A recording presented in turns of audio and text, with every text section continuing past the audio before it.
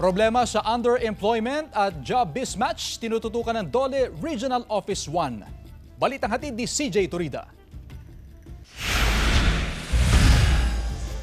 Isang licensed criminologist si Kevin Joshua Marinas mula sa Binmalay, Pangasinan. 6 na taon na siyang nagtatrabaho bilang Customer Service Associate sa Dagupan Electric Corporation. Sa katunayan, halos isang dekada na raw siya sa ganitong klase ng trabaho dahil nagsimula siya sa pagiging call center agent. Nung nagkaroon ako ng experience sa customer service, ayun, medyo kaya naman ng knowledge ko na i-continue yung ganun. And then eventually nag-enjoy naman. So tinuloy-tuloy ko na lang po. 33 taong gulang na si Kevin. Wala na raw siyang planong maghanap ng trabahong naaayon sa kanyang pagiging criminologist. Ma-experience mo yung mga bagay na hindi mo ma-experience eh.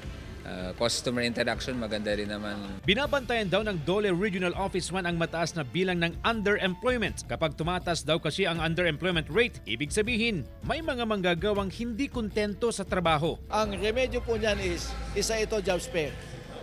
Kailangan paigtingin natin ito, yung pagsasalubong ng manggagawa at saka mga namumuhunan. Bukod sa underemployment, tinututukan din ng ahensya ang job mismatch. Pero meron na raw Regional Employment Plan na binuo sa ilalim ng trabaho para sa Bayan Act na pinangungunahan ng NEDA. At nakapagbuo na po kami ng plano na yan to identify yung in-demand sa labor market. Kasama si Henry Duminsil, CJ Torida, One North, Central Luzon.